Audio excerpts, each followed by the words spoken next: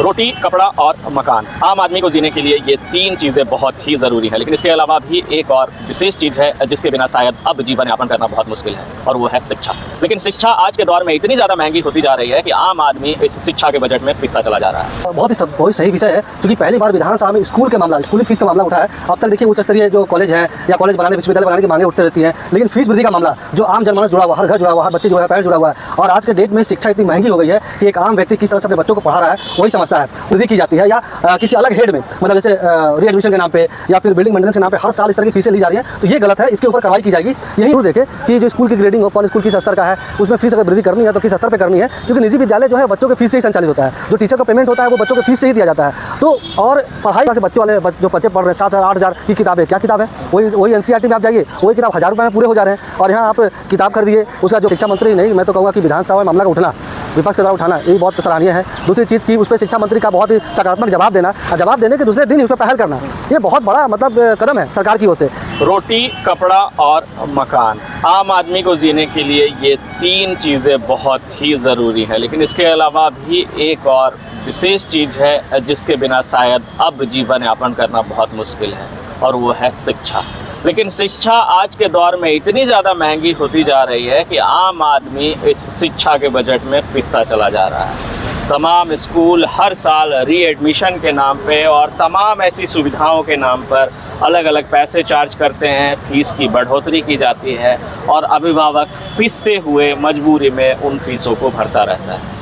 तो इसी मुद्दे पर आज बात करने के लिए हम हैं यहाँ पर, और विधानसभा में ये बात भी उठी थी। इस बार का जो विधानसभा का सत्र था, विपक्ष ने इसे मुद्दा बनाया था और सवाल पूछा था शिक्षा मंत्री रामदास सोरेन से कि इस व्यवस्था में बदलाव कैसे हो सकता है। सरकार के पास कोई योजना है कि जो फीस वृद्धि, रीएडमिशन और तरह तरह के चार्जेस जो शिक्षा के नाम पे प्राइवेट संस्थान लेते हैं, उसको लेकर के क्या सोच रखती है सरकार, और आने वाले समय में इस पर लेकर के क्या कोई नियम कानून बनेंगे। तो इस बातचीत को आगे बढ़ाने के लिए हमारे साथ विकास जुड़े हैं, वरिष्ठ पत्रकार हैं, लंबे समय से पत्रकारिता कर रहे हैं। विकास, जिस तरह से ये मुद्दा विधानसभा में उठा था, उसके बाद फिर रामदास सोरेन ने इस पर पहल की, तो क्या लगता है क्या उनकी पहल है, और अभी तक क्या दिख रहा है कि धरातल पर वो पहल कितनी आगे बढ़ पाई है? बिल्कुल, बहुत ही सही विषय है, क्योंकि पहली बार विधानसभा में स्कूल के मामला, स्कूली फीस का मामला उठा है। अब तक देखिए उच्च स्तरीय जो कॉलेज है या कॉलेज बनाने, विश्वविद्यालय बनाने की मांगे उठती रहती हैं, लेकिन फीस वृद्धि का मामला जो आम जनमानस जुड़ा हुआ, हर घर जुड़ा हुआ, हर बच्चे जुड़ा है, पेरेंट्स जुड़ा हुआ है। और आज के डेट में शिक्षा इतनी महंगी हो गई है कि एक आम व्यक्ति किस तरह से अपने बच्चों को पढ़ा रहा है वही समझता है। उस पर से हर साल स्कूल न केवल फीस वृद्धि कर रहे हैं, बल्कि रीएडमिशन के नाम पे, एनुअल चार्ज के नाम पे, बिल्डिंग मेंटेनेंस के नाम पे, इस तरह के कई तरह के चीज़ फीस जोड़कर साल में वो उसका वसूली कर रहे हैं। इस पर लगाम लगाना बहुत ही ज़रूरी था, और ये बहुत अच्छी बात है कि झारखंड विधानसभा में विधायक नवीन जायसवाल ने मुद्दा उठाया, तो उसके बाद उनके सवाल उठाने के बाद प्रदीप प्रसाद विधायक हजारीबाग से उन्होंने सवाल उठाया, बाबुल मरांडी ने भी इस मामले को सदन में रखा। तो इसके जवाब में रामदास सोरेन ने कहा कि जो निजी विद्यालय है, जो निजी स्कूल है, वो फीस बढ़ाने के लिए स्वतंत्र है, लेकिन अगर गलत तरीके से फीस वृद्धि की जाती है या किसी अलग हेड में, मतलब जैसे रीएडमिशन के नाम पे या फिर बिल्डिंग मेंटेनेंस के नाम पे हर साल इस तरह की फीसें ली जा रही हैं, तो ये गलत है, इसके ऊपर कार्रवाई की जाएगी। यही नहीं, बल्कि उसके बाद रामदास सोरेन ने मीडिया में बयान देने के साथ साथ अपने विभाग को, सचिव को ये निर्देश दिया कि इसको लेकर कमेटी बनाई जाए हर जिला में, जिसके नोडल पदाधिकारी आपको DODSC होंगे, जो इस पर नज़र रखेंगे कि भाई अगर स्कूल जो निजी विद्यालय है उनमें फीस वृद्धि हो रही है तो उस पर कार्रवाई की जाए, अगर ऐसी शिकायतें मिलती हैं तो वर्तमान में सारे जिलों में DSC को निर्देश दे दिया गया है कि स्कूल में कमेटी, जिला स्तरीय कमेटी बनाकर इस पर जांच की जाए। अब मामला देखने वाला ये होगा कि क्या यह कमेटी महज केवल दिखावा कर रह जाएगा, कि क्या यह केवल शिकायत का इंतजार में रह जाएंगे, कोई शिकायत करे। तो देखिए कई बार इस तरह की बात सामने आते रही है। ये अलग मामला कहीं विधानसभा में उठा, जिला स्तर में जिला उपायुक्त के हर जिले में, हर शहर में मामला शिकायत आते रहता है कि फीस वृद्धि की जा रही है। तो मामला होता क्या है कि DSC जो होते हैं वो कहते हैं शिकायत कीजिए। अब कोई पेरेंट्स जो बच्चे को स्कूल में पढ़ा रहा, वो शिकायत करने नहीं जाता, इस डर से कि भाई फिर उसके बच्चे के साथ कहीं कोई प्रभाव बच्चे पे ना पड़े तो फिर कोई शिकायत लेके नहीं जाता है। तो जब सवाल आप डीएससी से या जिम्मेदार अधिकारी से कीजिएगा तो उनके पास जवाब ये होगा कि शिकायत नहीं मिली है, किसी ने शिकायत नहीं किया, जिसने भी शिकायत किया कोई प्रमाण नहीं दिया। तो ये प्रमाण में शिकायत में मामले फंस जाते हैं। तो व्यवस्था ऐसी बननी चाहिए, अगर ये पहल हुई है तो व्यवस्था ये बननी चाहिए कि जो कमेटी बने, कमेटी जांच करे, जो फीस बुक होता है, जो फीस स्ट्रक्चर होता है उसको देखा जाए कि क्या ये अप्रैल महीने में जो फीस लिया जा रहा है उसमें कौन कौन तरह के मद में फीस लिए जा रहे हैं। तब जाके ये बात, ये सवाल और जो कमेटी बनेगी तब ये सही मायने में उसका कोई असर देखने को मिलेगा।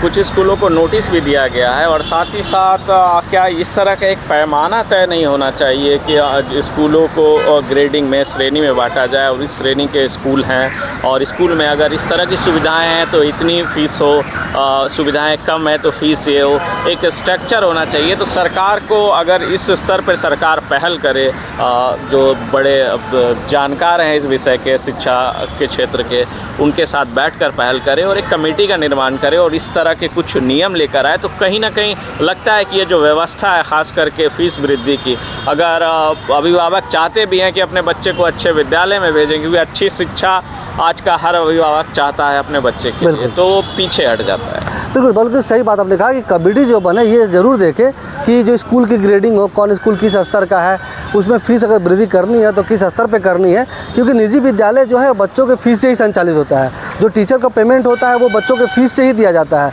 तो और पढ़ाई जो वहाँ पर जो गुणवत्तापूर्ण पढ़ाई की बात की जाती है तो कहीं ना कहीं अच्छे पेमेंट के से अच्छे टीचर आते हैं, अच्छे टीचर आते हैं तो अच्छी पढ़ाई, अच्छे माहौल बनते हैं, इससे इनकार नहीं किया जा सकता है। लेकिन दोनों चीज़ों में पारदर्शिता की बहुत ज़रूरत है कि फ़ीस वृद्धि अगर की भी जाए तो किस स्तर पे। हर साल फीस वृद्धि ये कोई मतलब समझ से परे है। हर साल मेंटेनेंस चार्ज ये समझ से परे है। हर साल आपको एडमिशन तो हो चुका है, तो एडमिशन के नाम पे जो उगाही है ये बड़े पैमाने पे एक बहुत बड़ा खेल है। इस पर अंकुश लगाने की ज़रूरत है। लेकिन इसके साथ साथ निजी स्कूलों का भी चीज़ को समझना होगा कि वो किस तरह संचालित हो रहे हैं, ताकि दोनों चीज़ समन्वय बने रहे, समान रूप से चले और एक संतुलन बना रहे।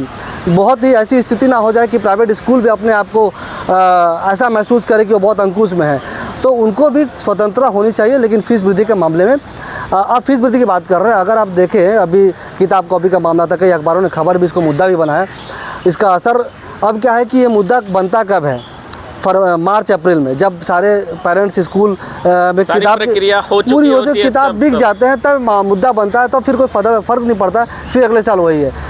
अब 3 क्लास 4 क्लास से बच्चे वाले जो बच्चे पढ़ रहे हैं, 7,000-8,000 की किताबें, क्या किताब है? वही NCERT में आप जाइए, वही किताब 1,000 रुपये में पूरे हो जा रहे हैं। और यहाँ आप किताब खरीदिए, उसका जो कवर है उसी कंपनी का, उसी स्कूल का होगा, कवर पे प्रिंट है। तो ये जो इस तरह की जो फाउंडेशन है, इसमें हर पहलू पे नज़र रखना होगा और जो कमेटी बनेगी वो हर पहलू पे काम करे, शिकायत आने का इंतज़ार ना करे, बल्कि क्या स्कूल में है वो खुद जांच करे, सामने सारी बातें अब खुद पे खुद सामने आ जाएगी। शिक्षा मंत्री ने जिस तरह की पहल की है, ज़मीनी स्तर से वो नेता रहे हैं, ग्रामीण क्षेत्र से आते हैं, और अपने क्षेत्र की उनकी बात की जाए तो शिक्षा के क्षेत्र में बहुत काम भी किया। अभी जनजातीय विश्वविद्यालय की बात हो, कई तरह के कॉलेज खुलने की बात हो, तो उनकी पहल पहले ही हो चुकी है जब वो शिक्षा मंत्री नहीं थे। अब क्या लग रहा है कि जब इस तरह का मामला उठा है तो किस तरह से देख रहे हैं आपकी, कितनी उनकी इस मामले में सक्रियता रहेगी, कितनी गंभीरता से इस मुद्दे को आगे लेकर जाने वाले हैं और इसका निराकरण खोजेंगे? नहीं, शिक्षा मंत्री ही नहीं, मैं तो कहूँगा कि विधानसभा में मामला का उठना, विपक्ष के द्वारा उठाना, यही बहुत सराहनीय है। दूसरी चीज़ कि उस पर शिक्षा मंत्री का बहुत ही सकारात्मक जवाब देना, और जवाब देने के दूसरे दिन ही उस पर पहल करना, ये बहुत बड़ा मतलब कदम है सरकार की ओर से, कि सरकार इन मुद्दों को भी समझ रही है कि पहले स्कूल का मामला छोड़ दिया जाता था कि ठीक है बच्चे पढ़ रहे हैं, लेकिन अब सरकार उस पर गंभीर है, सरकार उस पर काम कर रही है। अब देखने वाला समय होगा कि भाई अब शिक्षा मंत्री उस पर केवल क्या या बयानबाजियों में या कमेटी में फंस के रह जाएगा या कमेटी कोई काम भी करेगी। चलिए, तो शिक्षा मंत्री ने पहल कर दी है और कहीं ना कहीं ये जो मुद्दा था, राजनीतिक मुद्दा बन गया था। विधानसभा में बात उठी थी कि आखिर हर साल छात्रों को रीएडमिशन क्यों कराना पड़े, जबकि बच्चे उसी विद्यालय के छात्र हैं। हर साल अलग अलग तरह की फ़ीस, अलग अलग तरह का प्रावधान क्यों हो, जिससे अभिभावकों को काफ़ी तकलीफ होती है। तो सरकार ने पहल कर दी है, कमेटी बनाई है इसको लेकर के, और प्रक्रिया अभी शुरू है।